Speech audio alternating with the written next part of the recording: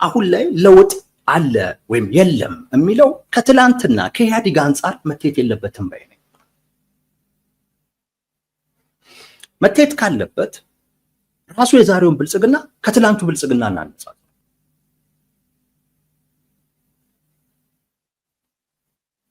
ቢሆን እንደውም ጥሩ ራሳቸው ጠቅላይ ሚኒስቴሩ እንዳሉት ብልጽግናን ከነገው አንጻር ነበር ማነጻጸር ተገቢ የሚሆን፣ ግን ለዛ አልታደለም። ኢቭን እንኳን ከኢህአዴግ ጋር ተነጻጽሮ እንኳን በባህሪ ተመሳሳይ ነው፣ የተሻለም አይደለም። እሱን እንዝጋውና ከትላንትናው ብልጽግና እናነጻጽሮ የዛሬውን ብልጽግና ዛሬ 7ኛ ዓመቱን የሚያከብረውን ብልጽግና ከትላንቱ ብልጽግና እናነጻጽሮ ከ2013 ዓመተ ምህረት ብልጽግናው ጋር እናነጻጽሮ ከ3 ዓመቱ ጋር ማለት ነው። የመጀመሪያዎቹ 2 ዓመታት የእብድ ዓመታት ነበሩ። አዋራው ከፍ ያለበት ሰበር ዜና በተደጋጋሚ የምንሰማበት እንደዛ አይነት ነገሮች ነበሩ። 3ኛ ዓመቱን ብልጽግናና 7ኛ ዓመቱን ብልጽግና እናነጻጽር። ለውጥ አለው። 2013 ላይ ወሬው በሙሉ ስለ ጦርነት ነው። 2017 ላይ ወሬው በሙሉ ስለ ጦርነት፣ 2013 ላይ ልክ እንደ ዛሬው የፖለቲካው ውጥረቱ በጣም ያየለበት ወቅት ነው። 2013 ላይ ህወሓትና ብልጽግና ጦርነት ውስጥ ሊገቡ እያኮበኮቡ የነበረበት እና የገቡበት ማለት ከ4 ዓመት በኋላ ተመሳሳይ ነው። ህወሓትና ብልጽግና እንዲተፋጠው ያሉበት ወቅት ነው። በመግለጫ የሚነጋገሩበት፣ በመግለጫ የሚዘላለፉበት ወቅት ነው። ተመሳሳይ ነው። ፖለቲካው ውጥረት ነበር። ወሬ ሁሉ ጦርነት ነበር። መቼ ጀመሩት፣ መቼ ጦርነት ውስጥ ገቡ የሚባልበት ነው። የፖለቲካ ሁኔታው ተመሳሳይ ነበር። የህዝቡ ስጋት ተመሳሳይ ነበር።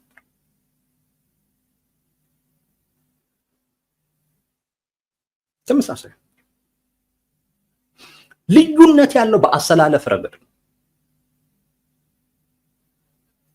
2013 ላይ ህወሓት የተወሰኑ የፌደራል ኃይሎች የሚላቸው አካላቶች ነበሩ፣ የት እንደገቡ የማይታወቁ ከነሱ ጋር አንድ ጎራ። በሌላኛው ጎራ ደግሞ ብልጽግና አለ፣ የአማራ ኃይሎች ፋኖች አሉ፣ የኤርትራ መንግስት አለ። 2013 ላይ እንደዚህ አይነት አሰላለፍ ነበር። 2017 ላይ ይሄ ተቀየረ። የአማራ ኃይሎች እና የኤርትራ መንግስት ከብልጽግና ተነጥለው አሁን በህወሓት ሳይድ ላይ ናቸው። 2013 ላይ ከአሰላለፍ አንጻር ህወሓት የነበረውን አይነት ነው የዛሬው ብልጽግና። ከአሰላለፍ አንጻር 2013 ላይ አሁን ብልጽግና የሆነውን አይነት ነገር ነበረ። ህወሓት ብቸኛ ጠላት ተደርጎ ሁሉም የዘመቱበት፣ ዛሬ ብልጽግና ብቸኛ ጠላት ተደርጎ ሁሉም የዘመቱ። ያኔ ኢትዮጵያን ለማዳን ህወሓትን ማጥፋት ያስፈልግ ነበር። ዛሬ ኢትዮጵያን ለማዳን ብልጽግናን ማፍረስ ያስፈልግ።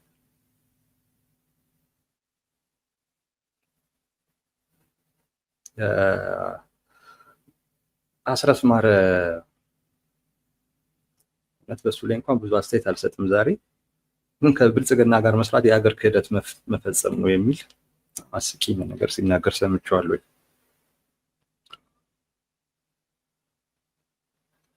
አገር ክህደት ፈጽማቸዋል መባሉ ያንገበገባቸው ይመስለኛል። አልፈጸምንም ብሎ ምክንያት ማቅረብ ከባድ ሲሆን አንተ ራስህ ሀገር ክህደት ፈጻሚ ነህ ብሎ ይከሳል። ኤኒዌይስ አሁን ያልኩትን ስለሚያጠናክርልኝ ነው ያነሳሁት። የአገር ጠላት ተደርጓል ማለት ነው ማለት ነው። ትላንት ህወሓት ነበረ እንደዚህ፣ ዛሬ ብልጽግና ሆኗል። የዓለም አቀፉን ማህበረሰብ አሰላለፍ ራሱ እንኳን ካያችሁት ትላንትና የነበረበትና ዛሬ የነበረበት ይለያያል። ትላንት በህወሓት ሳይድ ነበር፣ ትንሽ ወደዛ ያዘነብላል። ዛሬ ደግሞ በብልጽግና ሳይድ ናቸው። ትላንትና ከኤርትራ ጋር መስራት ለብልጽግና ነውር አልነበረም። ትላንት ኤርትራ ወዳጅ ነበረች። ዛሬ ህወሓት ይከስ ነበር የሀገር ክህደት የፈጸመ መንግስት ይላል። ዛሬ በዚህ የሚከሰሰው ህወሓት ምን ችግር አለው? ባይሆኗል ዛሬ ላይ ይሄ እኮ ልጭ አድርጎ እኮ ፖለቲካችንን እኮ የሚያሳይ እኮ ነው። አንደኛ ነገር ያለው ፖለቲካ በሁለቱ ኃይሎች መካከል ያለ መሳሳብ መሆኑን ያሳያል በብልጽግናና በህወሓት። ሁለተኛው ነገር መርህ ምናምን የሚባል ነገር የሌለበት፣ ላንተ ሲሆን ወዳጅ ካንተ ውጪ ከሆነ ጠላት ተደርጎ ነው የሚቆጠረው። ትላንት የኤርትራ መንግስት ለብልጽግና ወዳጅ ነበር። ሀገር ውስጥ ገብቶ የራሱን ወገን መጨፍጨፉን የሚያስመሰግነው ተግባሩ ነበር። ያንን ሲከስ የነበረ አካል ዛሬ የኤርትራን መንግስት ጋባዥ ሆኗል። ብልጽግና ደግሞ የኤርትራን መንግስት ታሪካዊ ጠላት እያለ ከሳሽ ሆኗል። ከጥቅማቸው አንጻር ነው የሚያዩት። ከሱ ጋር ከሆንክ ወዳጅ ነህ፣ ካልሆንክ ጠላት። እንዲህ ነው የኢትዮጵያውያን የፖለቲካ አስተሳሰብ። ይሄ ነው። አንተ የምትፈልገውን ነገር ሲናገርልህ ጀግና ነው እሱ፣ አዋቂ ነው እሱ፣ አንደኛ ነው በቃ እሱ። ትሰቅለዋለህ። ትክክልም ይሁን እውነትም ይሁን ግን አንተን ከመረረህ እሱ ምንድን ነው? በተቃራኒው ነው። እንዲህ ነው የኢትዮጵያ ፖለቲካ።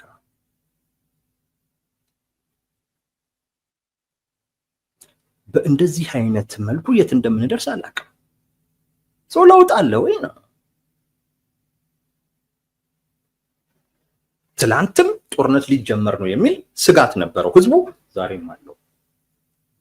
ህዝቡ ተመሳሳይ አይነት ሁኔታ ውስጥ ነው ያለው፣ ስሜት ውስጥ ነው ያለው። ፖለቲከኞችም እንደዛ ናቸው። ነገር ግን አሰላለፋቸው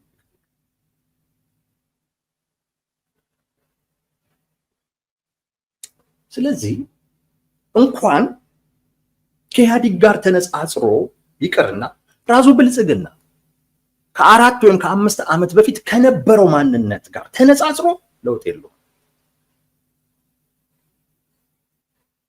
ለውጥ የለውም።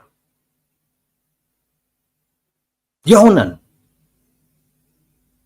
እዛው ላይ ነው እየረገጥን ያለ ነው።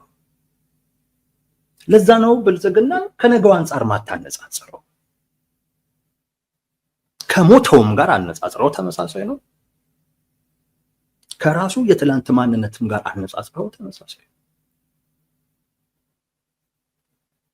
ለውጥ የለም። ለውጡ የመጣበት 7ኛ ዓመት ምናምን እየተባለ የሚከበርበት ሰው ተቀይሯል።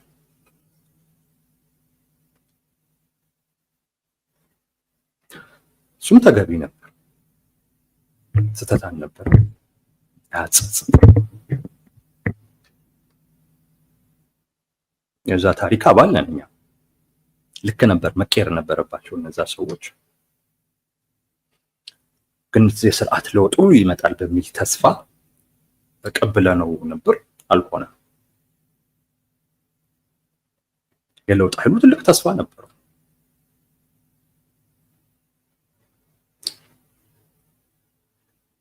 ግን ያ አልሆነም። ያ አለመሆኑ ያንን እዛ በፊት ያንን ለማምጣት የተደረገውን ጥረት ተታደርገዋል።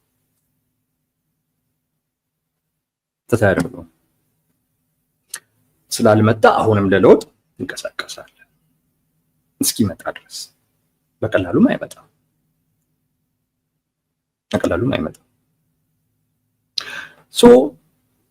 ብልጽግና 7ኛም 8ኛም 9ኛም እያለም ያክብር እንዳልኳችሁ ብዙ ለውጥ የለውም። ይኖረዋል ብለንም ተስፋ እናደርግም። ሊኖረው ይችላል። ቅድም እንዳልኳችሁ በህይወት ያለ አካል ነው። በህይወት ያለ አካል ደግሞ የመቀየር የመሻል እድል ሁሌም አለው። እሱን መጠቀም ከቻለ በአግባቡ የተሻለ መሆን የሚችልበት እድል አለው። እኛ ግን ከአያያዙ አይተን ተስፋ እናደርግበትም ነው። ይሄን የምንረዳ ከሆነ መጋቢት 24 በመጣ ቁጥር የለውጡ እየተባለ በተከበረ ቁጥር ምን ለውጥ አለ ምናምን ከምንል እኛ የለውጥ ኃይል ነን የምንል አካላቶች ይሄው 7 ዓመት ምንም ሳንፈጠር ብልጽግና ከሞተውም ከኢህአዴግ ከራሱም የትላንትና ማንነት ሳይቀየርና ሳይለወጥ 7 8 9 እያለ እየሄደ እየቀጠለ ነው። የለውጥ ኃይሉ ግን ምን አድርጓል? በየአመቱ የለውጥ አመት እንዲህ ብለው እነሱ ባከበሩ ቁጥር ምን ለውጥ አለ ከማለት ውጪ የለውጥ ኃይል የሚባለው አካል ራሱን እያየ እየፈተሸ እየገመገመ ነው። ራሱስ እየተለወጠ ነው። ዛሬስ ዋይ መሰረታዊው ጥያቄ ነው። እውነትስ ለውጥ አስፈላጊ አለ ወይ ለውጥ ፈላጊ?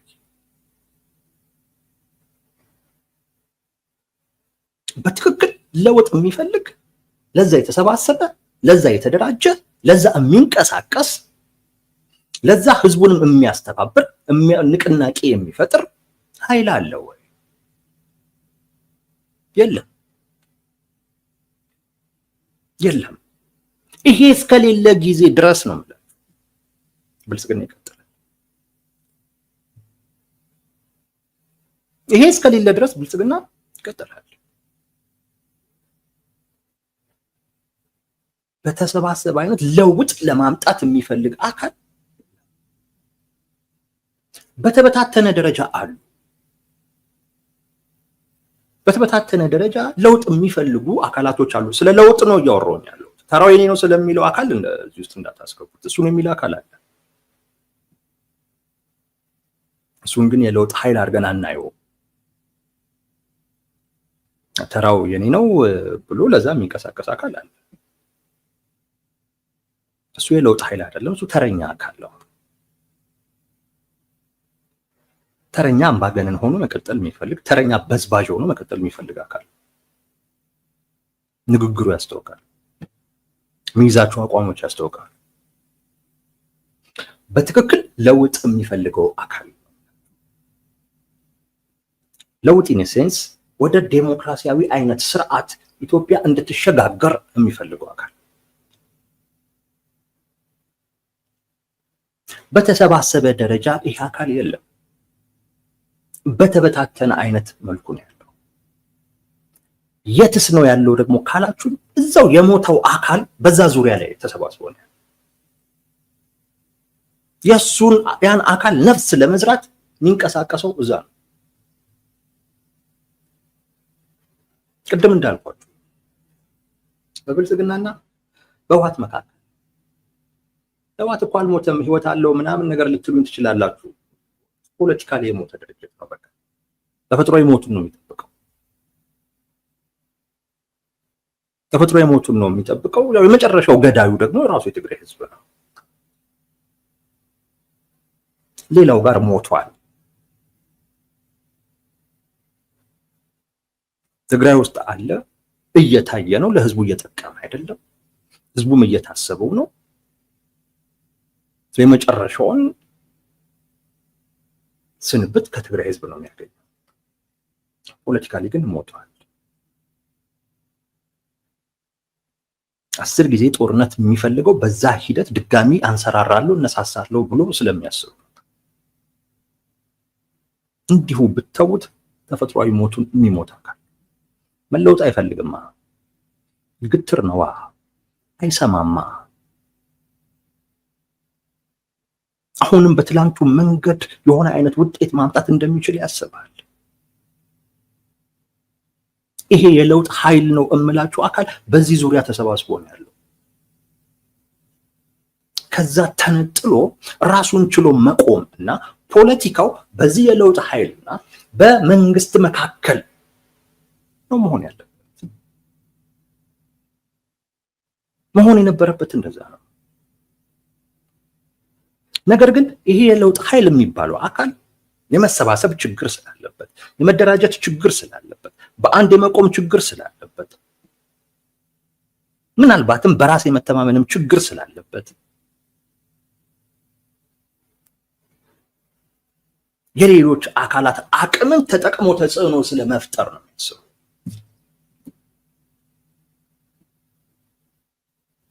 ከዛ ተነጥሎ ለብቻው መቆም አለበት።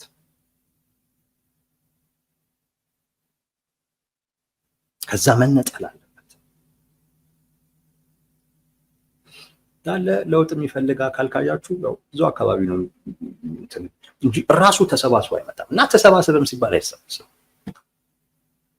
የሆነ ነገር እንፍጠርም ሲባል እሺ የሞከሩ ሰዎች አሉ ያልተሳካላቸው።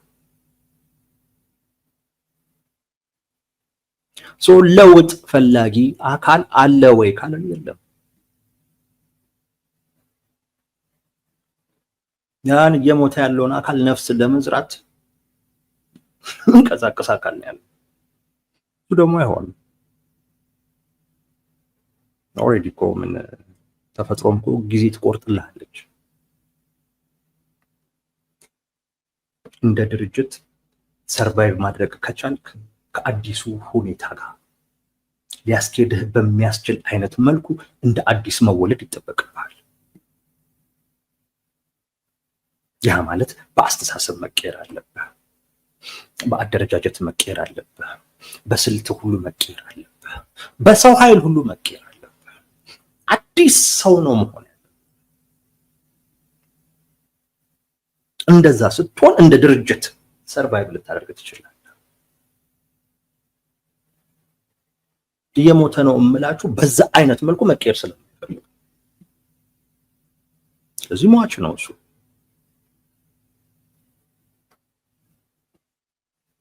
የለውጥ ኃይሉ ከዛ መነጠል መቻል፣ ተነጥሎ ብቻውን መቆም እና ከመንግስት ጋር ያለውን ሚዛን አስጠባቂ መሆን ያለበት ይሄ ለውጥ ፈላጊ አካል ነው። ያን ጊዜ በሁለት አይነት መልኩ ለውጥ ሊያመጣ ይችላል። አንደኛ መንግስት ላይ ተጽዕኖ በመፍጠር ጫና በመፍጠር፣ ሁለተኛ ከተሳካለት መንግስትን በመቀየር ከተሳካለት ነው ያልኩት። በዚህ አይነት መልኩ ከትላንቱ የተሻለ አይነት ለውጥ ለነገ ሊመጣ ይችላል።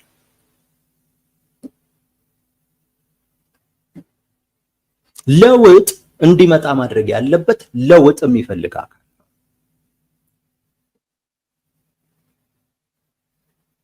መንግስት ለውጥ ፈላጊ ሆኖ አያውቅም። ኦፍኮርስ አንዳንድ ሰዎች ተነስተው ለውጥ ያመጡ መሪዎች አሉ።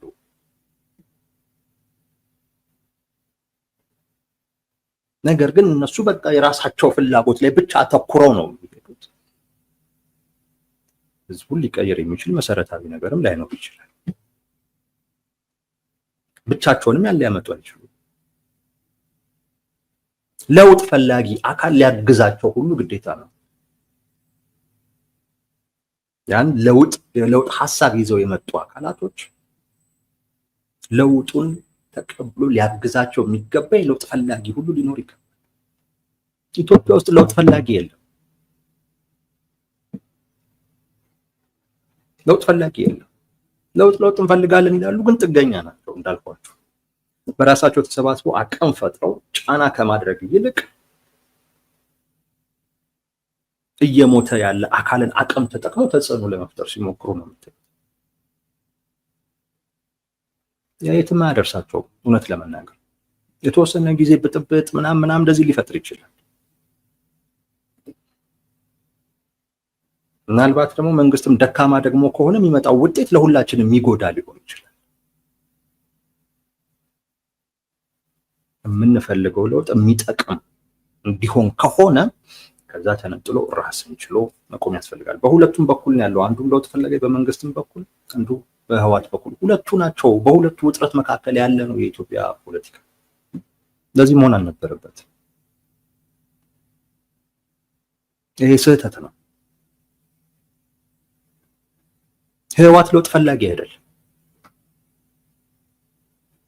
ሁልጊዜም በአንድ ሀገር ውስጥ የፖለቲካ አሰላለፍ መሆን ያለበት ለውጥ በሚፈልግና ያለውን ስታተስ ኮ ማስቀጠል በሚፈልግ አካል መካከል ነው። እንዲህ ነው መሆን ያለበት። ግራና ቀኝ የሚባለው እኮ ያ ነው። ቀኝ እኮ ማለት በቃ ያለውን ነገር አስቀጥሎ ይዞ መቀጠል የሚፈልግ ነው፣ ትራዲሽናል የሆነው ጉዳይ። ግራ የሚባለው ደግሞ ለውጥ የሚፈልግ አካል። እያንዳንዱ አካል በዚህ በሁለቱ መካከል በሁለቱ ውስጥ የሚጫወት ነው። መሀል ላይ የሚሆናል፣ ወደ ቀኝ የሚያዘነብላል። እንዲህ ብዙ ጊዜ ይሄ ነው የፖለቲካ አሰላለፍ መሆን ያለበት። እዛም ጋር አምባገነን፣ እዚህም ጋር አምባገነን፣ ሁለት አምባገነን እኮ ተፋጠው እኮ ችግር እኮ። አምባገነን መንግስት ሲኖር እኮ የዴሞክራሲያዊ ነገር እንዲመጣ የሚፈልጉ የለውጥ ኃይሎች፣ የዴሞክራሲ ኃይሎች ደግሞ ይባላሉ። የፖለቲካው በሁለቱ መካከል ነው ሚዛኑ መሆን ያለበት። እነዚህ ለውጥ ይጠይቃሉ። ይሄ ያለውን ይዞ ማስቀጠል ይፈልጋል። በሁለቱ መካከል የሚደረገው ግጭት ህብረተሰቡን ተጠቃሚ እያደረገ ይመጣል። በተወሰነ ደረጃ ለውጥ እያዘ ሊመጣ ይችላል። አሁን ግን በፌዴራል በብልጽግናና በህወሓት መካከል ሁለቱም አምባገነን ናቸው። የትኛው የዲሞክራሲ ኃይል ሆኖ ነው ከአንዱ ጋር ልትወገን የምትችለው? እና ተዛብቷል። ለውጥ ፈላጊው አካል ተበትኖ ከአንዱ ወገን ጋር ሆኖ ነው ያለው። ሰብሰብ ብሎ እንደ ኃይል መደራጀት፣ እንደ ኃይል ራሱን ችሎ መቆም ይጠበቅበታል። ያ ሲሆን ተገቢ የሆነ አይነት ጫና መንግስት ላይ ማረፍ ይችላል። ካልሆነ ግን የድሮውን አይነት ህወሓትን ይዘው ለመምጣት የሚፈልጉ አካላቶች ናቸው ያለ መንግስት መክሰስ ይችላል። ህዝቡ ደግሞ ከዛ የሚመጣን ነገር አይቀበልም። በሌላው ወገን የሞተ ነው ህወሓት። እዛ ነው አንዳንድ ወገኖች ከህወሓት ጋር ሲሰሩ የሚደርስባቸውን ተቃውሞ ተመልከቱት። ያንን ልታመጡብን እያለ በአብዛኛው ህዝብ ዘንድ የሞተ ነው፣ ይፈለግ አይደለም። የራሱ በጎ ነገሮች አሉት፣ አዎ። የራሱ መጥፎ ነገሮች አሉት፣ አዎ። የምንማርበት ነገር አለ በደንብ።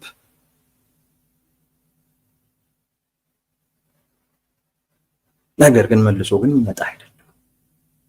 ከዛ አካል ጋር የሚደረግ ትብብር እና ያ ትብብርም ደግሞ ወደ መሀል መምጣት ከሆነ አብዛኛው ሰው አይቀበልም። ለዛ ነው የለውጥ ኃይል ነኝ የሚል አካል ተነጥሎ ብቻውን መሆን መቆም፣ ሌላውንም የለውጥ ኃይሉን በራሱ ዙሪያ ማሰባሰብ ይጠበቅበታል።